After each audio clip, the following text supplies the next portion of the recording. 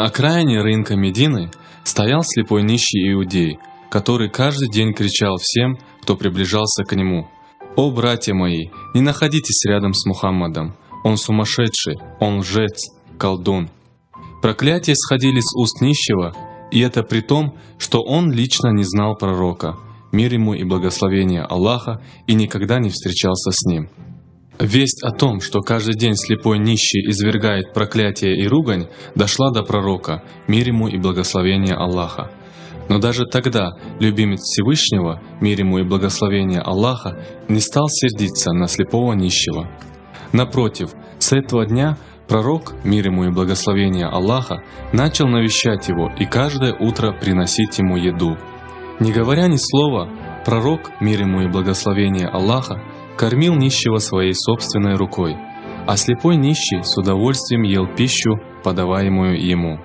Насытившись, он выражал свою благодарность, не зная, что тот, кто кормил его, был никто иной, как пророк Всевышнего, Мухаммад, мир ему и благословение Аллаха. Он продолжал кормить слепого нищего в обязательном порядке каждый день, до того дня, пока не отошел в мир иной. На протяжении всей этой истории иудей даже не догадывался, кто же был так добр к нему все это время.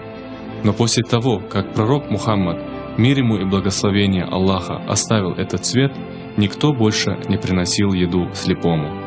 Абу Бакр, да будет доволен им Аллах, спросил у Айши: «О, дитя мое, была ли у пророка, мир ему и благословение Аллаха, какая-либо сунна, постоянное действие, которое я до сих пор не делал?»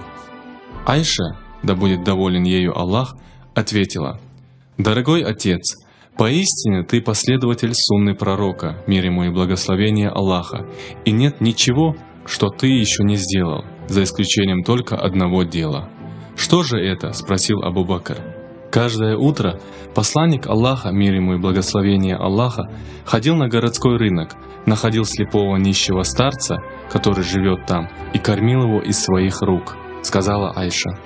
На следующий день Абу Бакр отправился на рынок с едой для него. Он подошел к нищему и начал кормить его. Прожевав первый кусочек пищи, иудей рассердился и закричал: «Кто ты?» Абу Бакр ответил: «Я тот, кто каждое утро кормит тебя». «Нет, не лги мне», — возразил нищий. Абу Бакр в недоумении спросил: «Почему ты так говоришь?»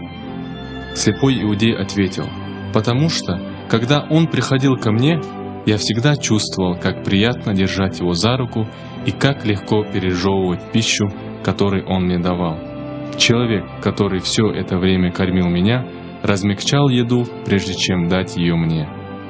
Абу Бакр не смог сдержать слез, разрыдался и рассказал нищему, кто он был на самом деле.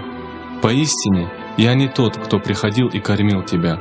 Я являюсь одним из его сподвижников, а того благородного человека более нет с нами.